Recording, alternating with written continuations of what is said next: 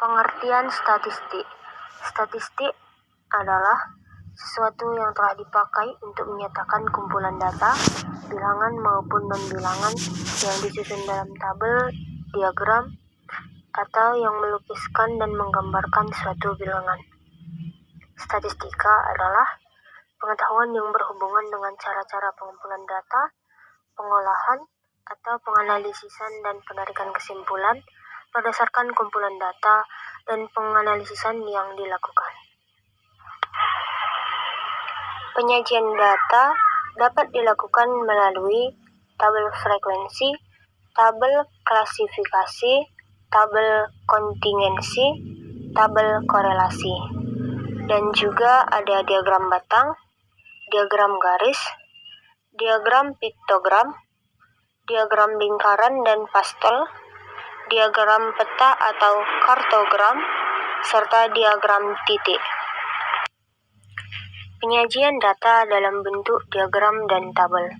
Diagram merupakan sesuatu yang menerangkan keadaan tertentu berdasarkan data dan informasi yang sudah ada.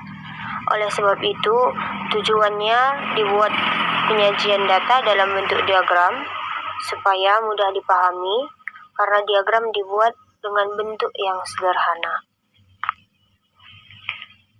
Tabel atau tabulasi merupakan penyajian data dalam bentuk tabel.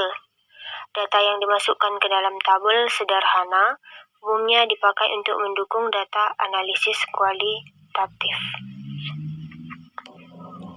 Ukuran pemusatan. Ukuran pemusatan adalah pengolahan data yang merupakan salah satu tindak lanjut dari penyajian data. Menyajikan beberapa ukuran yang dipakai sebagai parameter untuk digunakan sebagai bahan bantuan dalam menafsirkan suatu gejala atau sesuatu yang akan diteliti berdasarkan data yang dikumpulkan.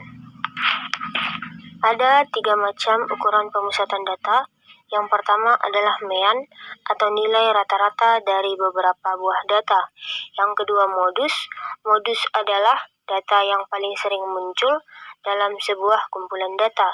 Dan yang ketiga, median adalah nilai tengah atau sering disebut dengan kuartil dari sekumpulan data yang sudah diurutkan.